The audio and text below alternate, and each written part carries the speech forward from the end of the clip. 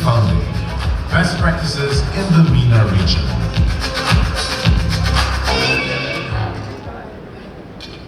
Hey everyone. Hello dear panelists. So today we're going to talk about the landscape of the venture capital MENA and market. And dear panelists, could you please introduce yourself just shortly? Daniel, I guess you don't need to do it again. Yeah, Paolo, can you please start? Thank you so much. First, pleasure being here. Thank you so much for attending this session. My name is Paula Tavangera and I'm the partner and also Chief Investment Officer in Just Capital, which is a boutique asset management firm. Yeah, it seems I crashed the previous panel, so I had to, as a Swiss, I messed up the planning, so apologies for that. But yeah, Morningstar Ventures, and pleasure to be here again. I'm a venture partner at Full Stack VC, so it's a VC in US focused on early stage Web3 companies, and I'm a chairman and founder of a DAO in Switzerland called Swiss Asset DAO, focusing on tokenization of real assets. And my name is Mary Bedler. I'm the founder of a Dubai-based communications agency Input. And so let's start. So the first question that I have, could you please explain the difference between the venture capital landscape on the global scale and in the MENA region? And also, what are the main trends that you observed in 2023 in the MENA landscape, first of all?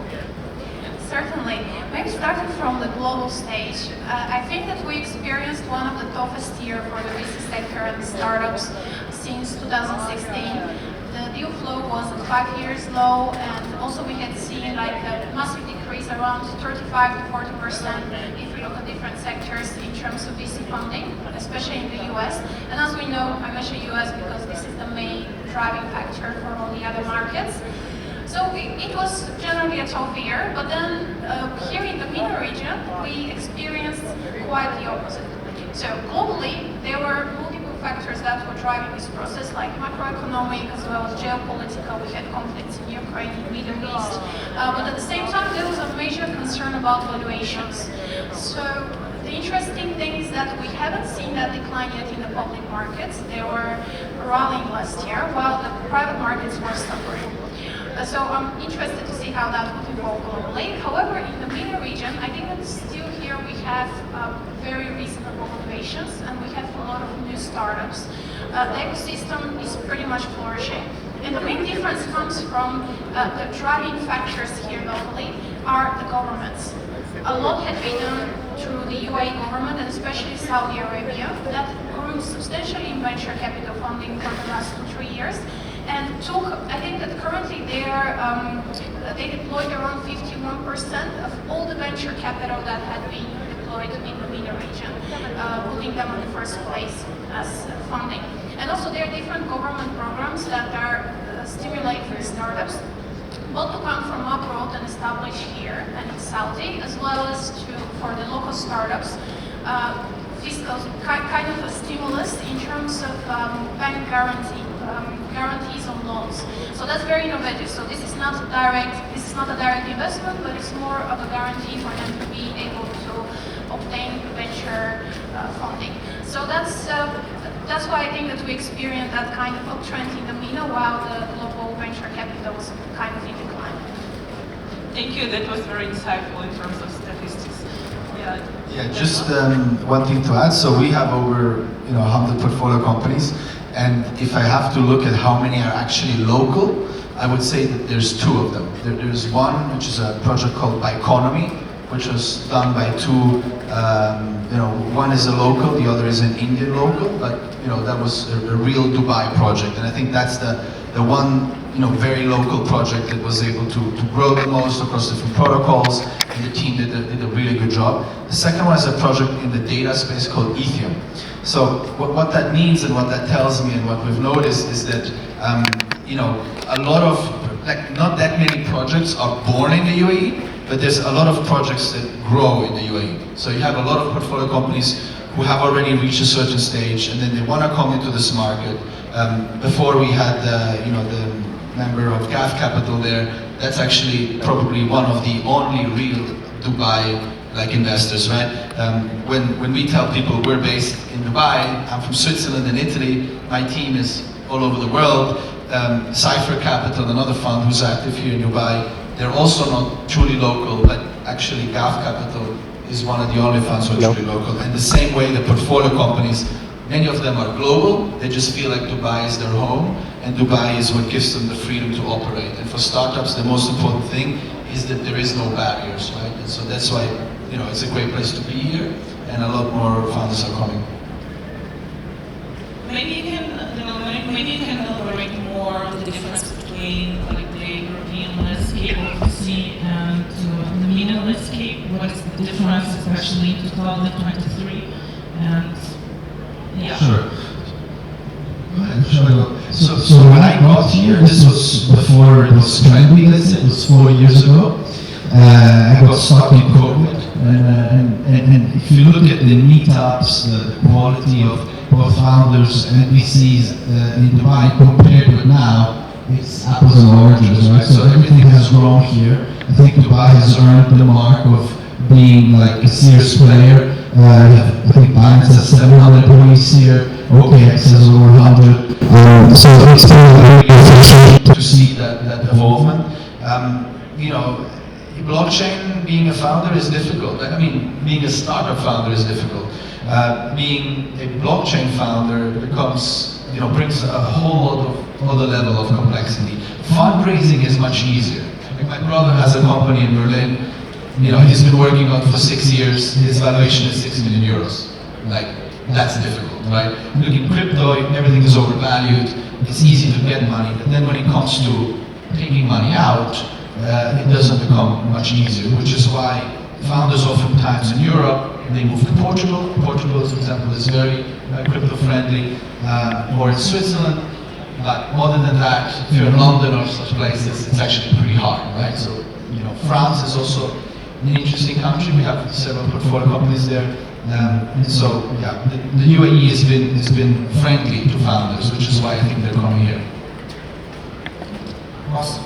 I mean, I would just add something that Mola mentioned also in Danilo, is that if you kind of reflect on 2023, so it was the toughest years for, you know, venture investment. If you take a look, like, if you take even the Q4 of last year, it was at the lowest level, you know, of 2023, you know, comparable to the beginnings of 2020. But at the same time, Bitcoin went up more than 100%. So as a barometer kind of where we are going, it seems like we are far ahead actually in terms of where the overall market is moving, but not where the venture funding is. And this is also, just want to say, it was a tough year. It was a tough year for VCs to raise funds, you know, for LPs, but it was also for startups, obviously, to raise money because the VCs were capital constrained. But what I want to say is that when it comes to what's happening here in the MENA region, we want to say that it's fascinating here that you have a powerful combination of talent, capital, and infrastructure, actually. So on the infrastructure side, I mean, we're talking about the physical infrastructure that Dubai has, actually, which is top notch, it's the best in the world. And we also had from today, actually, the MCC that kind of explained a little bit more how they contribute to that. When it comes to capital, I would say that it's borderless. So today, actually, if you're a founder, you want to raise capital globally, especially at later stages, this is just what you need to do. And finally, in terms of talent, I really want to say that everybody on the planet is coming here. So I also moved here just a few months ago. I've been living in Switzerland for 15 years. And to give you an anecdote, last week, 8 of my friends actually informed me that they have either moved or they're moving to Dubai. And these are the smartest people that I know in my network. Yeah? So this is an amazing opportunity to this powerful, you know, combination. But I really want to point out what Dubai is very much missing when you compare it, for instance, to Switzerland, which is crucial on the infrastructure side. It's crypto-friendly banks. And this was already flagged in the previous presentation by the gentleman from the NCC. I think it's a shame that in Dubai you basically don't have a partner for the banking services. On the other hand, if you go to Switzerland, you have more than 20 crypto-friendly banks. You're choosing with whom you're going to work with, not begging to work with someone. Can I jump in? So just, I totally agree with you. And since we're here for the purpose of sharing, you know, there's 2 services which I think are actually quite friendly, and I just want to give a shout out to them because we've been using them a lot. One is a platform called Haven Global that lets you on-ramp, which is really good, off-ramp, sorry. And then there's another digital bank actually by Mashrek called VIO.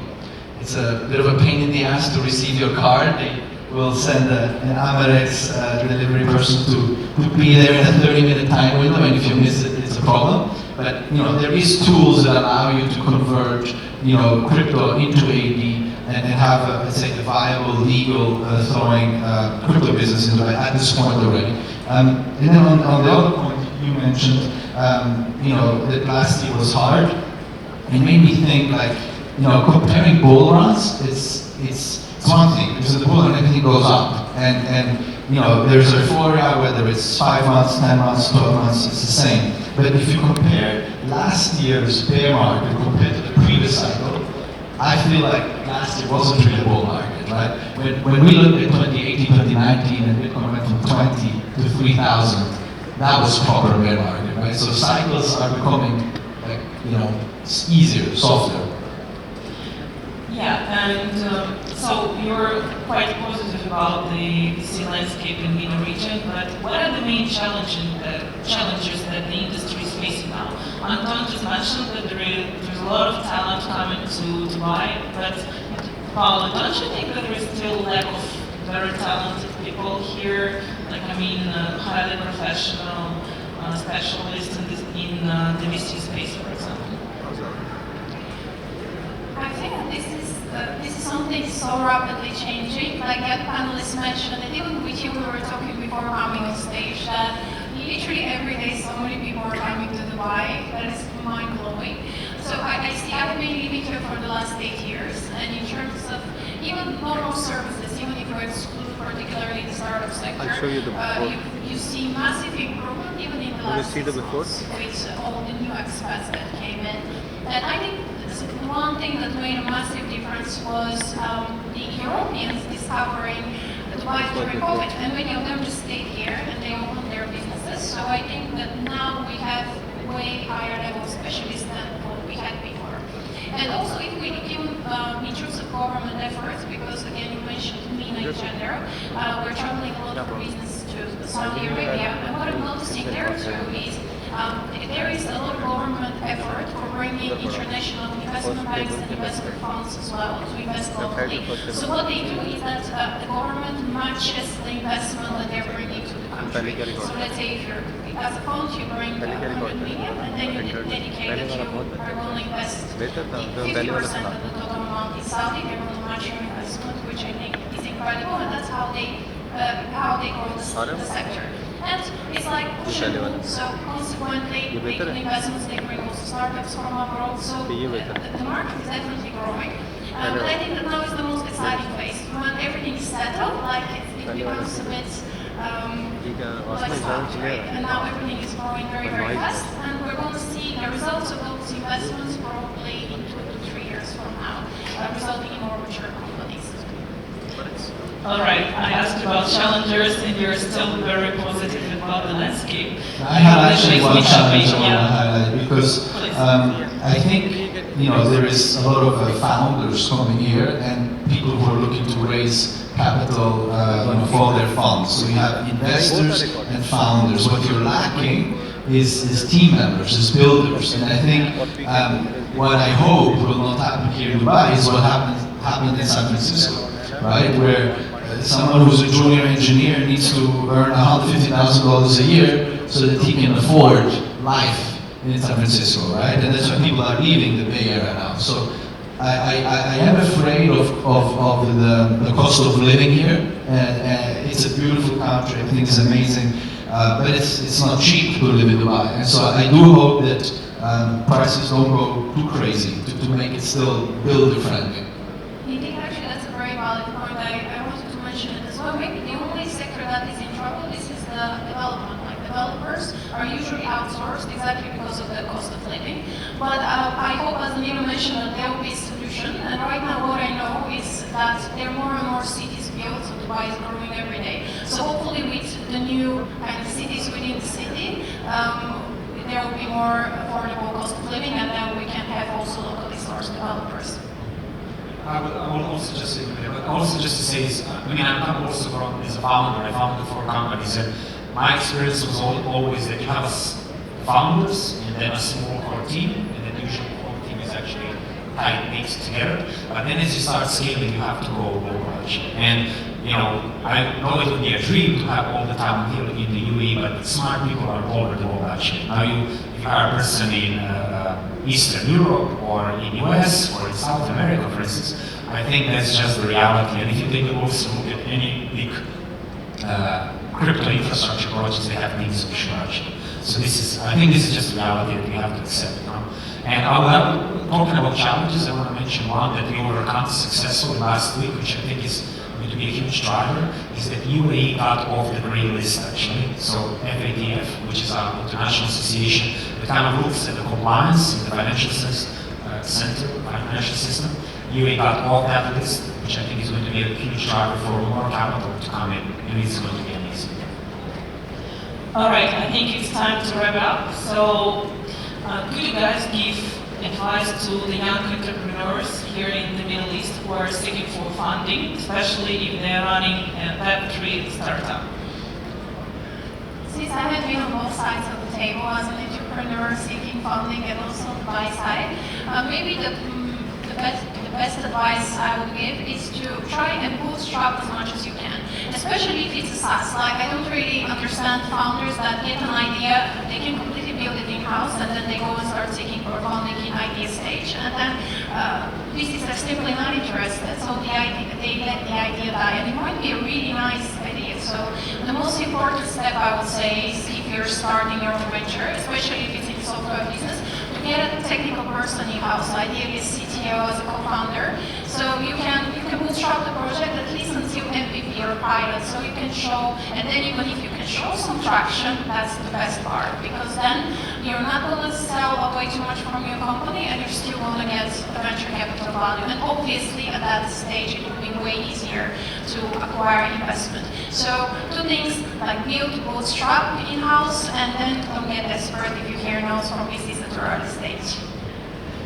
Yeah, the first advice is think about very deeply if you really want to start a company, because it's extremely hard and there's a high chance you're just going to fail. So you have to have the mindset of, I'm going to be working 16 hours a day, forget about my friends, disappoint my family. It's very, very hard. I failed 2 startups. I actually never built a successful startup, and I was fairly successful on the other side of the table, but being a founder is extremely hard, and it just requires absolute focus. That's why I felt like, I'm there on the other side of the table because I'm interested in a lot of things. And if you want to be a successful founder, you have to be in love and absolutely dedicated and addicted to whatever it is that you're building. So really think about whether you are addicted to what you're building, and because that will already save you a bunch of trouble. And the other small feedback is that, be super networking focused. All information is out there, but remember that when you ask people for money, usually they give you feedback. When you ask people for feedback, that's when they give you money. So, look, from my perspective, first also I want to point out that actually if it doesn't work out, if you fail, quote unquote, it's totally fine. And trust me, if you fail, nobody will remember it or be so passionate or heard about it except you. So I said I founded 4 companies, but I didn't tell you how many other ideas I had that never played out. So just really want to mention that. I think Paula said an very interesting point. We're going to have more bootstrap startups, because today you have actually methods and tools and technology to do that. I would also want to point out to the founders, the trend I'm seeing is that if today product market fit is not enough, in a sense that you need a community fit, you need a content fit, and you need a product market fit.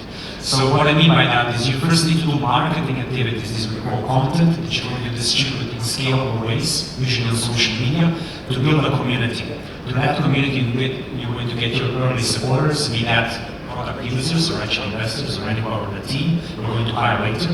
They're going to give you the feedback on the product that you're building. And once you build that product, remind the feedback, then your life is going to be a lot easier.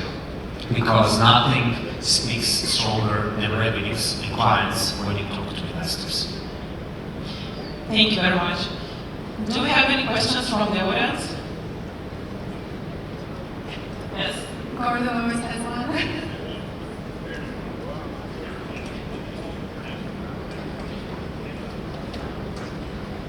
you're asking whether developers have to be in Dubai? Sure. No, they don't have to be in Dubai. They can easily be Ras Al Khaimah or Sharjah or Abu Dhabi. So yeah, I mean, we live here in Dubai. We talk a lot about Dubai, but and blockchain. But if you look at, for example, the gaming space, like the Middle East has amazing developers, for the gaming industry. So I think why not for crypto, right? Like I would, to be honest, I've been advocating our team to come to Dubai the last 3 years, and I've been doing a fairly good job at bringing the core team, as you said, to Dubai. So yes, the more people here, the better. Yeah. Yeah, that could be an option. Yes, but traffic is a problem, right? Yes. Yeah, I think that's it. Yeah. Thank you very much. Thank you, dear panelists. I hope that your advice will be very helpful to the young people here who are seeking for funding. Yeah. Thank you so much.